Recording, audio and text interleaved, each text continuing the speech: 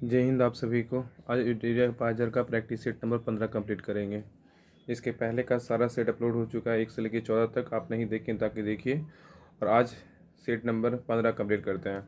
Question number 1 है, बोल रहा है क्वेश्चन नंबर 1, किसी राज्य का राज्यपाल क्वेश्चन नंबर 1 बोल रहा है किसी राज्य का राज्यपाल किसके प्रति उत्तरदायी होता है। किसी राज्य का राज्यपाल किसके प्रति उत्तरदायी होता है, इसका आंसर क्या होगा बताइए आप लोग। ए का राइट आंसर होगा ऑप्शन नंबर ए, राष्ट्रपति के प्रति उत्तरदायी होता है। किसी राज्य का राज्यपाल किसके प्रति उत्तरदायी होता है, तो राष्ट्रपति के प्रति उत्तरदायी होता है। क्वेश्चन नंबर नेक्स्ट है, निम्नलिखित में से किस संविधान संशोधन अधिनियम द्वारा शहरी स्थानीय शासन को संवैधानिक दर्जा प्रदान किया गया है। निम्नलिखित में से किस संविधान संशोधन अधिनियम द्वारा शहरी स्थानीय शासन को संवैधानिक दर्जा प्रदान किया गया है। किस संविधान संशोधन के द्वारा किया गया है, तो 2 का राइट आंसर होगा ऑप्शन नंबर बी, 74वां संविधान संशोधन अधिनियम द्वारा किया गया है। क्वेश्चन नंबर 3 है, बोल रहा है निम्न में से कौन मुद्रास्फीति के कारण लाभ में की स्थिति में होते हैं। निम्न में से कौन मुद्रास्फीति के कारण लाभ की स्थिति में होते हैं, तो 3 का राइट आंसर होगा ऑप्शन नंबर सी, 1 और 2। ऋणी भी होता है, व्यापारी मार्ग भी होता है। 3 का राइट आंसर क्या होगा ऑप्शन नंबर सी, 1 और 2। ऋणी होता है, व्यापारी मार्ग होता है, व्यापारी वर्ग होता है, सॉरी व्यापारी वर्ग। नेक्स्ट है क्वेश्चन नंबर 4, बोल रहा है कि मनुष्य में ब्लू बेबी सिंड्रोम किसकी अधिकता कारण होती है। मनुष्य में ब्लू बेबी सिंड्रोम किसकी अधिकता कारण होती है, तो 4 का राइट आंसर होगा ऑप्शन नंबर डी, नाइट्रेट कारण होता है। नेक्स्ट है पीयूष ग्रंथि का नियंत्रक क्या है, तो 5 का राइट आंसर होगा ऑप्शन नंबर बी, हाइपोथैलेमस है। हाइपोथैलेमस पीयूष ग्रंथि का नियंत्रक है। नेक्स्ट क्वेश्चन है, इंडियन लीग किनके द्वारा स्थापित की गई थी। इंडियन लीग किसके द्वारा स्थापित की गई थी, तो 6 का राइट आंसर होगा option number C, Indian league जो है शिशिर कुमार घोष के द्वारा स्थापित किया गया था। शिशिर कुमार घोष के द्वारा इंडियन लीग की स्थापना हुआ था। नेक्स्ट है, भारत में दास प्रथा पर प्रतिबंध लगाने की अनुशंसा कब की गई थी।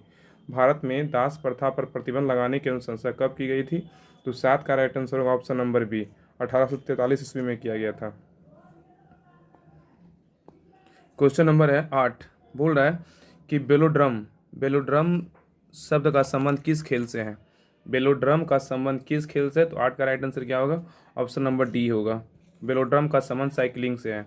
नेक्स्ट क्वेश्चन बोल रहा है कि मेंडलीफ द्वारा बनाया गया आवर्त सारणी में दीर्घ आवर्त की संज्ञा किस आवर्त को दिया गया है। मेंडलीफ द्वारा बनाया गया आवर्त सारणी में दीर्घ आवर्त की संज्ञा किस आवर्त सारणी को दिया गया है, तो 9 का राइट आंसर होगा ऑप्शन नंबर सी, 1, 3 और 4 को दिया गया है, चौथा, पाँचवा और छठा को दिया गया है। मेंडलीफ द्वारा बनाया गया आवर्त सारणी में दीर्घ आवर्त की संज्ञा किस आवर्त को दिया गया है, तो चौथा को दिया है, पाँचवा को दिया है, छठा को दिया गया है। क्वेश्चन नंबर 10 पे आइए। क्वेश्चन नंबर 10 है कि निम्नलिखित में से कौन सम्मिलित नहीं है। इसका 10 का राइट आंसर होगा ऑप्शन नंबर डी, अनुच्छेद 51, कार्यपालिका से न्यायपालिका का पृथक्करण, ये गलत है। कार्यपालिका से न्यायपालिका का पृथक्करण अनुच्छेद 50 में है, इसका अनुच्छेद 50 होगा, अनुच्छेद 50। और इसका 51 में क्या है, तो अंतर्राष्ट्रीय शांति सुरक्षा को बढ़ावा देना। अनुच्छेद 51 में क्या है, अंतर्राष्ट्रीय शांति और सुरक्षा को बढ़ावा देना। और कार्यपालिका से न्यायपालिका का पृथक्करण बोलेगा तो अनुच्छेद 50 हो जाएगा। अनुच्छेद 50 में वर्णन किया गया है। ग्राम पंचायतों का गठन अनुच्छेद 40 सही है। समान नागरिक संहिता अनुच्छेद 44 सही है। अनुच्छेद 42 में क्या है, तो काम की न्याय संगत और मनोवेचित दशाओं का तथा प्रसूति सहायता का उपबंध।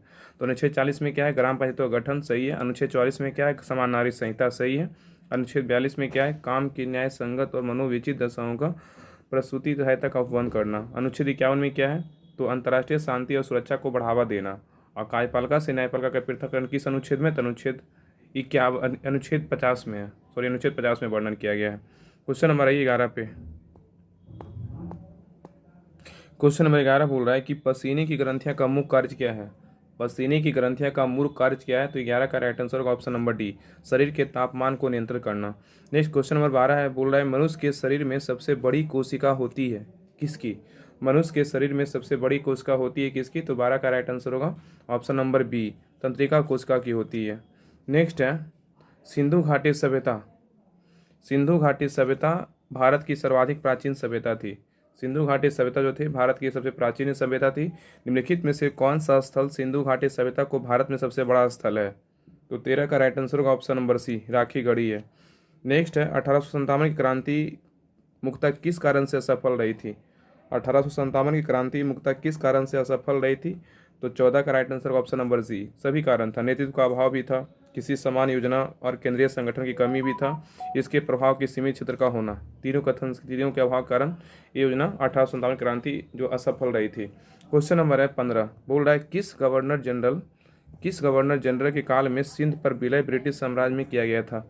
किस गवर्नर जनरल के काल में सिंध का विलय ब्रिटिश साम्राज्य में किया गया था। तो 15 का राइट आंसर होगा option number C, Lord Ellenborough के काल में किया गया था। नेक्स्ट है इनसाइडर ट्रेडिंग का संबंध किससे है। इनसाइडर ट्रेडिंग का संबंध किससे है।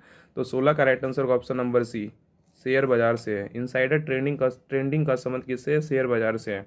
क्वेश्चन नंबर 17 है एल.के. झा समिति का संबंध निम्न में से किससे है। एल.के. झा समिति का संबंध निम्न में से किससे। 17 का राइट आंसर होगा ऑप्शन नंबर बी, अप्रत्यक्ष कर से है। एल.के. झा समिति का संबंध किससे है, तो अप्रत्यक्ष कर से है। नेक्स्ट है क्वेश्चन नंबर 18 है, बोल रहा है डॉक्टर राजेंद्र प्रसाद 18 बोल रहा है डॉक्टर राजेंद्र प्रसाद संविधान सभा की निम्न में से किस समिति के अध्यक्ष थे। डॉक्टर राजेंद्र प्रसाद संविधान सभा की निम्न में से किस समिति के अध्यक्ष थे। तो 18 का राइट आंसर होगा ऑप्शन नंबर डी, प्रक्रिया समिति के भी अध्यक्ष डॉक्टर राजेंद्र प्रसाद थे। संचालन समिति के भी डॉक्टर राजेंद्र प्रसाद अध्यक्ष थे। और वित्त एवं कर्मचारी समिति के भी अध्यक्ष डॉक्टर राजेंद्र प्रसाद थे। तो प्रक्रिया नियम समिति, संचालन समिति, वित्त एवं कर्मचारी समिति, ये तीनों के अध्यक्ष कौन थे, तो डॉक्टर राजेंद्र प्रसाद थे। क्वेश्चन नंबर आइए 19 पे। क्वेश्चन नंबर 19 बोल रहा है कि जरा दृष्टि दोष के निवारण के लिए किस लेंस का प्रयोग किया जाता है। जरा दृष्टि दोष के निवारण के लिए किस लेंस का प्रयोग किया जाता है। 19 का राइट आंसर होगा option number C, bifocal lens का प्रयोग करते हैं जरा दृष्टि दोष में। नेक्स्ट है कर्क रेखा निम्न में से किस देश से होकर नहीं गुजरती है। कर्क रेखा निम्न में से किस देश से होकर नहीं गुजरती है। तो 20 का राइट आंसर होगा ऑप्शन नंबर सी, ब्राज़ील से जो है कर्क रेखा नहीं गुजरती है। कर्क रेखा निम्न में से किस देश से होकर नहीं गुजरती है। ब्राज़ील से होकर नहीं गुजरती है, लेकिन बहामास से गुजरती है, लीबिया से गुजरती है, लीबिया यूएई से गुजरती है। कर्क रेखा जो है टोटल अगर पूछे कर्क रेखा कितने देशों से गुजरती है, तो कर्क रेखा टोटल 14 देशों से गुजरती है, पूरे 14 देश से गुजरती है। पहला देश है माली, दूसरा यूएई, संयुक्त अरब अमीरात, तीसरा ओमान, लीबिया, मिस्र, सऊदी अरब, अल्जीरिया, नाइजर, बांग्लादेश, म्यांमार, चीन, ताइवान, मैक्सिको, बहामा, मॉरिटानिया, ये सभी 14 देश हैं जो कर्क रेखा से गुजरती है। कौन कौन, तो ये माली, यूएई, ओमान, लीबिया, मिस्र, सऊदी अरब, अल्जीरिया, नाइजर, बांग्लादेश, म्यांमार, चीन, ताइवान, मैक्सिको, बहामा, मॉरिटानिया, ये सभी 14 देश गुजरती है। इसमें ब्राज़ील जो है इसका राइट आंसर नहीं गुजरता है। क्वेश्चन नंबर 21 है, बोल रहा है कि भारतीय संविधान की छठी अनुसूची में जनजातीय क्षेत्रों प्रशासन के प्रावधान है। भारतीय संविधान की छठी अनुसूची में जनजातीय क्षेत्रों के प्रशासन के प्रावधान है। निम्नलिखित में से कौन सा राज्य इस अनुसूची के अंतर्गत नहीं आता है। 21 का राइट आंसर होगा ऑप्शन नंबर बी, मणिपुर नहीं आता, लेकिन असम, मेघालय, त्रिपुरा आता है। नेक्स्ट क्वेश्चन बोल रहा है 1857 की क्रांति के संबंधित कथनों को सम्मिलित मिलान करें। कौन सा व्यक्ति या कौन सा कथन था। तो 22 का राइट आंसर होगा ऑप्शन नंबर सी। 22 का राइट आंसर क्या है, ऑप्शन नंबर सी। तो ये डिजरायली का कथन क्या था। डिजरायली कथन था राष्ट्रीय विद्रोह किसका कथन था, डिजरायली का था। टी.आर. होम्स का क्या कथन था, टी.आर. होम्स का था बर्बरता और सभ्यता का युद्ध किसका कथन था, टी.आर. होम्स का था। अगला है बी डी सावरकर क्या क्या क्या कथन था। तो 3 का होगा डी, प्रथम स्वतंत्रता संग्राम किसका कथन था, तो बी डी सावरकर का था। कर्नल रिज का क्या था, तो धर्मांधों का ईसाइयों के विरुद्ध युद्ध बोलेगा तो कर्नल रिज का था। तो बर्बरता और सभ्यता का युद्ध किसका था, तो टी.आर. होम्स। राष्ट्रीय विद्रोह किसका था, डिजरायली का था। धर्मांधों का ईसाइयों के विरुद्ध किसका कथन था, तो कर्नल रिज का था। और प्रथम स्वतंत्रता संग्राम किसका था, बी डी सावरकर का कथन था, बी डी सावरकर का। नेक्स्ट क्वेश्चन नंबर 23 बोल रहा है कि वर्ष 1946 के कैबिनेट मिशन 3 कैबिनेट मंत्रियों से गठित था। निम्नलिखित में से कौन इसका सदस्य नहीं था। वर्ष 1946 के कैबिनेट मिशन 3 कैबिनेट मंत्रियों से गठित था। निम्नलिखित में से कौन इसका सदस्य नहीं था। तो 23 का राइट आंसर होगा option number B, John Simon नहीं था, लेकिन पैट्रिक लॉरेंस, स्टैनफोर्ड क्रिप्स और ए.वी. एलेक्जेंडर थे। नेक्स्ट है निम्नलिखित में से कौन सी जलधारा प्रशांत महासागर की ठंडी जलधारा है। क्वेश्चन बोल रहा है कि निम्नलिखित में से कौन सी जलधारा प्रशांत महासागर की ठंडी जलधारा है। तो 24 का राइट आंसर होगा ऑप्शन नंबर ए, हमबोल्ट है। हमबोल्ट जलधारा जो है प्रशांत महासागर की ठंडी जलधारा है। नेक्स्ट है क्वेश्चन नंबर बोल रहा है 25। क्वेश्चन बोल रहा है कि निम्नलिखित में से कौन सिकंदर का समकालीन था। 25 का राइट आंसर होगा ऑप्शन नंबर डी, घनानंद जो था वो सिकंदर का समकालीन था। नेक्स्ट बोल रहा है गया अधिवेशन 1922 में किस परिवर्तनवादी नेताओं ने त्यागपत्र दे दिया था। गया अधिवेशन 1922 में किस परिवर्तनवादी नेताओं ने त्यागपत्र दे दिया? तो 26 का राइट आंसर होगा ऑप्शन नंबर बी, 2 और 3। तो चित्तरंजन दास और मोतीलाल नेहरू ने दे दिया था। गया अधिवेशन 1922 में किस परिवर्तनवादी नेताओं ने त्यागपत्र दे दिया? चित्तरंजन दास और मोतीलाल नेहरू ने दे दिया था। नेक्स्ट क्वेश्चन 27 बोल रहा है, यदि कोई संसद सदस्य सदन की अनुमति के बिना सदन की सभी बैठकों में कितने दिनों तक अनुपस्थित रहता है तो सदन उसका पद रिक्त घोषित कर सकता है? यदि कोई संसद सदस्य सदन की अनुमति के बिना सदन की सभी बैठकों में कितने दिनों तक अनुपस्थित रहता है तो सदन उसका पद रिक्त घोषित कर देता है। तो 27 का राइट आंसर होगा ऑप्शन नंबर ए, 60 दिनों से अधिक रहेगा तो रिक्त घोषित कर देगा। क्वेश्चन नंबर 28 पे आइए। क्वेश्चन नंबर 28 का बोल रहा है कि निम्नलिखित में से कौन सा प्रतिनिधित्व का सिद्धांत अपना प्रतिरूप नहीं है? निम्नलिखित में से कौन सा प्रतिनिधित्व का सिद्धांत अपना प्रतिरूप नहीं है? तो 28 का राइट आंसर का ऑप्शन नंबर डी, सर्वसम्मति नहीं है लेकिन न्यायशीता है, जनादेश है, प्रगतिकरण है। नेक्स्ट है, विश्व बाजार में यदि किसी देश की मुद्रा की आपूर्ति की अपेक्षा मांग अधिक होती है तो उस मुद्रा को क्या कहते हैं? विश्व बाजार में यदि किसी देश की मुद्रा की आपूर्ति की अपेक्षा मांग अधिक होती है तो उस मुद्रा को क्या कहा जाता है? तो 29 का राइट आंसर होगा ऑप्शन नंबर सी, दुर्लभ मुद्रा कहा जाता है। नेक्स्ट है, प्लास्टर ऑफ पेरिस का रासायनिक सूत्र रूप क्या है? प्लास्टर ऑफ पेरिस का रासायनिक सूत्र क्या है? तो 30 का राइट आंसर होगा option number B, CaSO4 into half H2O। Plaster of Paris का सूत्र क्या होता है? CaSO4 into half H2O। Next है, मानव शरीर में पित्त रस का निर्माण कहाँ होता है? मानव शरीर में पित्त रस का निर्माण कहाँ होता है? 31 का राइट आंसर होगा ऑप्शन नंबर सी, यकृत में होता है। नेक्स्ट है, निम्नलिखित में से कौन सा असत्य फल है? निम्नलिखित में से कौन सा जो है ना असत्य फल है? तो 32 का राइट आंसर होगा ऑप्शन नंबर सी, 1 और 3। तो सेब और नाशपाती क्या है? असत्य फल है, लेकिन अंगूर केला क्या है? तो सत्य फल है। असत्य फल क्या है? सेब नाशपाती असत्य फल है, लेकिन अंगूर केला क्या है? सत्य फल है। नेक्स्ट है, क्वेश्चन नंबर 33 बोल रहा है कि निम्नलिखित में से कौन सा पादप हार्मोन है? निम्नलिखित में से कौन सा पादप हार्मोन है? 33 का राइट आंसर क्या होगा? ऑप्शन नंबर डी, और फिर सभी पादप हार्मोन है। एबीसी का मतलब पादप हार्मोन है, जिबरेलिन्स पादप हार्मोन है, ऑक्सिन्स पादप हार्मोन है, साइटोकाइनिन पादप हार्मोन। तो एबीसी का मतलब जिबरेलिन्स, ऑक्सिन्स और साइटोकाइनिन ये सभी जो है पादप हार्मोन है। इसका right answer option number D. Next है, निम्नलिखित में से किस सब्जियां को जड़ नहीं खाया जाता है? निम्नलिखित में से किस सब्जियों को जड़ नहीं खाया जाता है? तो 34 का राइट आंसर होगा ऑप्शन नंबर ए, आलू का जड़ नहीं खाते हैं लेकिन गाजर का जड़ खाया जाता है, चुकंदर का जड़ खाया जाता है, शलजम का जड़ खाया जाता है। क्वेश्चन नंबर 35 बोल रहा है कि सल्फ्यूरिक अम्ल बनाने की संपर्क विधि में किसका उपयोग उत्प्रेरक के रूप में किया जाता है? सल्फ्यूरिक अम्ल बनाने की संपर्क विधि में किसका उपयोग उत्प्रेरक के रूप में किया जाता है? तो 35 का राइट आंसर होगा ऑप्शन नंबर बी, प्लेटिनम चूर्ण का प्रयोग करते हैं। नेक्स्ट है, इसमें मिलान करें। इसका 36 का राइट आंसर होगा 36 का ऑप्शन नंबर ए। तो आवेग का ऐसा मात्रा क्या है? Newton second. आवेग का ऐसा मात्रा क्या है? न्यूटन सेकेंड है। कार्य का ऐसा मात्रा क्या है? जूल है। दाब का ऐसा मात्रा क्या है? तो न्यूटन प्रति मीटर स्क्वायर है। और बल का मात्रा क्या है? तो न्यूटन। आवेग का हो जाएगा न्यूटन सेकेंड, कार्य का जूल, दाब का न्यूटन, दाब का हो जाएगा न्यूटन प्रति मीटर स्क्वायर और बल का न्यूटन हो जाएगा। इसका option number A right answer है। क्वेश्चन नंबर 37 बोल रहा है कि लोलक की काल अवधि निर्भर करती है। लोलक की काल अवधि किस पे निर्भर करती है? 37 का राइट आंसर होगा ऑप्शन नंबर बी, लंबाई के ऊपर निर्भर करता है। क्वेश्चन नंबर 38 बोल रहा है कि प्रकाश की प्रकृति होती है कैसी? प्रकाश की प्रकृति कैसी होती है? 38 का राइट आंसर होगा ऑप्शन नंबर सी, तरंग एवं कण दोनों के समान। प्रकाश की प्रकृति कैसी होती है? तरंग एवं कण दोनों के समान होता है। क्वेश्चन नंबर है 39, इसमें बोल रहा है कौन सा कथन असत्य है? तो इसका ऑप्शन नंबर 39 का राइट आंसर होगा option number D, Intanki national park कहाँ है? तो मणिपुर, ये नहीं, नागालैंड है। इटांकी नेशनल पार्क कहाँ है? तो नागालैंड में, सही है। महावीर मूलम राष्ट्रीय उद्यान गोवा, सही है। रानी झांसी मरीन राष्ट्रीय उद्यान अंडमान निकोबार, सही है। मौलिंग नेशनल पार्क अरुणाचल प्रदेश, सही है। और इटांकी नेशनल पार्क कहाँ है? तो नागालैंड हो जाएगा। महावीर मूलम राष्ट्रीय उद्यान गोवा, रानी झांसी मरीन राष्ट्रीय उद्यान Andaman Nicobar, Mouling national park Arunachal Pradesh, इटांकी national park कहाँ हो जाएगा? मणिपुर नहीं, यहाँ पे नागालैंड होगा। नेक्स्ट है, क्वेश्चन नंबर 40 है, निम्नलिखित में से कौन सम्मिलित नहीं है? तो बोल रहा था कौन सम्मिलित नहीं है। इसमें 40 का राइट आंसर क्या होगा? ऑप्शन नंबर ए, डाउन्स जो है उष्णकटिबंधीय घास मैदान, ये गलत है। डाउन्स जो है उष्णकटिबंधीय घास मैदान नहीं होगा, यहाँ पे शीतोष्ण घास का मैदान होगा। और स्टेपी शीतोष्ण कटिबंधीय घास का मैदान है, सही है। सिलवास उष्णकटिबंधीय वन है, सही है। टैगा जो है शीतोष्ण कटिबंधीय वन है, बिल्कुल सही है। तो डाउन्स जो है उष्ण कटिबंधीय नहीं होगा, यहाँ पे शीतोष्ण कटिबंधीय घास का मैदान होगा। और स्टेपी शीतोष्ण कटिबंधीय घास का मैदान, सही है। सिलवास उष्ण कटिबंधीय वन, सही है। टैगा जो है शीतोष्ण कटिबंधीय वन है, बिल्कुल सही है। इसका राइट आंसर होगा ऑप्शन नंबर ए। नेक्स्ट है, इसमें कौन सा सुमेलित नहीं है? तो 41 का राइट आंसर होगा ऑप्शन नंबर डी, इडुक्की बांध जो है पेरियार नदी पे केरल में है।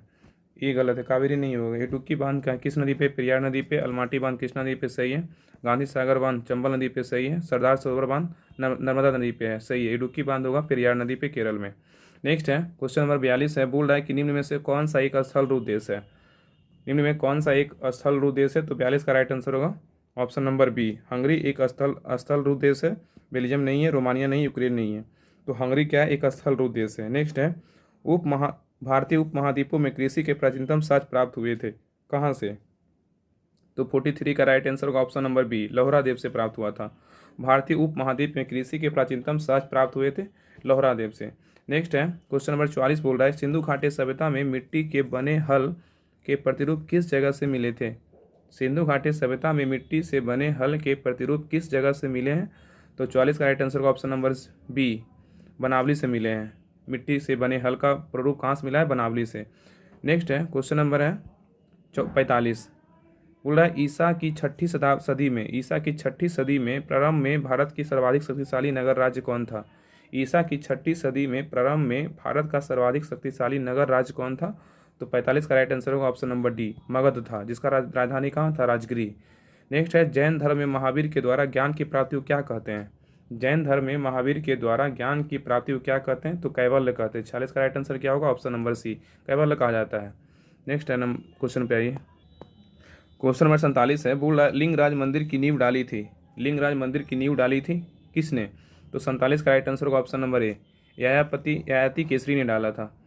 लिंगराज मंदिर की नींव डाली थी ययाति केसरी ने। नेक्स्ट है, कांग्रेस के किस अधिवेशन में पहली बार मौलिक अधिकारों से संबंधित प्रस्ताव पारित किए गए थे? कांग्रेस के किस अधिवेशन में पहली बार मौलिक अधिकारों से संबंधित प्रस्ताव पारित किए गए थे? 48 का राइट आंसर होगा ऑप्शन नंबर डी, कराची अधिवेशन 1931 में किया गया था, जिसके अध्यक्ष कौन थे? सरदार वल्लभ भाई पटेल थे। तो कांग्रेस के किस अधिवेशन में पहली बार मौलिक अधिकारों से संबंधित प्रस्ताव पारित किए गए थे? कराची अधिवेशन 1931। नेक्स्ट है, हॉट मनी शब्द का उपयोग किसके लिए किया जाता है? हॉट मनी शब्द का उपयोग किसके लिए किया जाता है? तो 49 का राइट आंसर होगा ऑप्शन नंबर डी, विदेशी पोर्टफोलियो के निवेश के लिए किया जाता है। हॉट मनी शब्द का उपयोग किसके लिए किया जाता है? विदेशी पोर्टफोलियो निवेश के लिए हॉट मनी शब्द का प्रयोग करते हैं। क्वेश्चन नंबर 50 है, बोल रहा निम्नलिखित में से कौन बिमस्टेक का सदस्य नहीं है? निम्नलिखित में से कौन बिमस्टेक का सदस्य नहीं है? तो 50 का राइट आंसर होगा ऑप्शन नंबर बी, मालदीव जो है बिमस्टेक का सदस्य नहीं है, लेकिन श्रीलंका है, थाईलैंड है, म्यांमार है। टोटल बिमस्टेक का जो है टोटल 7 सदस्य है। कौन कौन है बताते हैं। जब बिमस्टेक का बात करें तो इसमें 7 सदस्य हैं, तो कौन कौन है? तो एक हो जाएगा इंडिया, भूटान, नाम ही कुछ छुपा हुआ है, India, Bhutan, Bangladesh, Myanmar, Thailand, Nepal, Sri Lanka. Total 7 देश हैं, India, Bhutan, Bangladesh, Myanmar, Thailand, Nepal, Sri Lanka. ये सभी जो देश हैं बिमस्टेक का सदस्य है। इसका फुल फॉर्म होता है bay of Bengal initiative multi sectoral technical economic corridor corporation. एक मिनट, हाँ तो लास्ट में ना कोऑपरेशन होगा, सॉरी कन्फ्यूजन था। Bay of Bengal initiative for multi sectoral technical and economic cooperation होता है बिमस्टेक का फुल फॉर्म। इसका अगर बात करें इसमें कितने सदस्य हैं, तो 7 सदस्य होता है, India, Bhutan, Bangladesh, Myanmar, Thailand, Nepal और श्रीलंका है। अब आइए इसमें स्मरणीय तथ्य पे। इसमें तथ्य दिया हुआ है, खिलजी वंश का संस्थापक कौन था? जलालुद्दीन फिरोज खिलजी था। खिलजी वंश का संस्थापक कौन था? जलालुद्दीन फिरोज शाह खिलजी था। नेक्स्ट है, अलाउद्दीन खिलजी के समय इस वंश का सर्वाधिक विस्तार हुआ था। अलाउद्दीन खिलजी के समय जो है खिलजी वंश का सर्वाधिक क्या हुआ था? विस्तार हुआ था। आगे बोल रहा है, अलाउद्दीन खिलजी ने पहली बार जो है सैनिकों को नगद वेतन देने की प्रथा शुरू की और अस्थायी सेना की नींव रखी थी। क्वेश्चन पूछेगा कि पहली बार सैनिकों को नगद वेतन देने की प्रथा किसने शुरू किया था? अलाउद्दीन खिलजी ने शुरू किया था। और अस्थायी सेना की नींव किसने रखा था? अलाउद्दीन खिलजी ने रखा था। आगे बोल रहा, अलाउद्दीन खिलजी ने घोड़ा दागने एवं सैनिकों की हुलिया लिखने की प्रथा शुरुआत की थी। क्वेश्चन आएगा कि कौन सा शासक था जिसने घोड़ा दागने एवं सैनिकों का हुलिया लिखने का प्रथा की शुरुआत किया था? अलाउद्दीन खिलजी किया था। आगे बोल रहा, अलाउद्दीन खिलजी ने मूल्य नियंत्रण प्रणाली प्रथा की शुरुआत की थी। अलाउद्दीन खिलजी ने ही मूल्य नियंत्रण प्रणाली प्रथा की शुरुआत की थी। और अलाउद्दीन खिलजी ने सीरी का किला, अलाई दरवाजा एवं हजार खंबा महल का निर्माण करवाया था। क्वेश्चन पूछेगा, सीरी का किला, अलाई दरवाजा, हजार खंबा महल का निर्माण किसने करवाया था? अलाउद्दीन खिलजी ने करवाया था। आगे बोल रहा है अलाउद्दीन खिलजी ने स्वयं को सिकंदर ए सानी की उपाधि से विभूषित किया था। अलाउद्दीन जो खिलजी जो था स्वयं को सिकंदर ए सानी की उपाधि से क्या किया था, विभूषित कर लिया था। आगे बोल रहा है अलाउद्दीन खिलजी के समय भूराश्व की दर का उपज का 1/2 या तो 50% भाग था। अलाउद्दीन खिलजी के समय भू राजस्व की दर 1/2 या तो परसेंट में बोलेंगे तो 50% भाग था। आगे बोल रहा है कि दक्षिण भारत विजय हेतु अलाउद्दीन खिलजी ने मलिक काफूर को नियुक्त किया था। दक्षिण भारत विजय हेतु अलाउद्दीन खिलजी ने मलिक काफूर को क्या किया था, नियुक्त किया था। आगे बोल रहा है कि अलाउद्दीन खिलजी के मृत्यु के पश्चात कुतुद्दीन मुबारक खिलजी दिल्ली के शासन में बैठा था। अलाउद्दीन खिलजी के मृत्यु के पश्चात मतलब अलाउद्दीन खिलजी की मृत्यु के बाद जो है कुतुद्दीन मुबारक खिलजी दिल्ली के शासन पर बैठा था। मुबारक खिलजी को नग्न स्त्री और पुरुषों की संगत पसंद थी। क्वेश्चन पूछेगा कि कौन सा शासक था जिसको नग्न स्त्री और एवं पुरुषों की संगत पसंद थी मुबारक खिलजी का था। तो सेट नंबर 15 कंप्लीट हो गया है। इसके पहले का अगर आप सेट नहीं देखें तो जाके आप देख लीजिए। और इसका PDF अगर आप चाहते हैं तो इसका एक टेलीग्राम चैनल है Rahul study group, Telegram channel join कर लीजिए। इसका डिस्क्रिप्शन में हम लिंक डाल देंगे, वहाँ से आप क्लिक करके आप टेलीग्राम चैनल ज्वाइन कर लीजिए। और इसका टेस्ट भी होता है शाम में 7 बजे डेली। अगर आप टेस्ट देना चाहते हैं तो आप टेस्ट शाम में 7 बजे डेली दीजिए। यहाँ से रिवीजन कीजिए, PDF से और भी पढ़ लीजिए। तो जितना टेस्ट दीजिएगा उतना ज़्यादा रिवीजन होगा। तो इसका दोनों का लिंक हम डिस्क्रिप्शन में डाल देंगे, वहाँ से आप लिंक को ज्वाइन करके आप टेस्ट दीजिए और इसका PDF प्राप्त कर लीजिए। वीडियो कैसा लगा कमेंट सेक्शन में बताइए, लाइक कीजिए, शेयर कीजिए, सब्सक्राइब कीजिए। तब तक के लिए जय हिंद।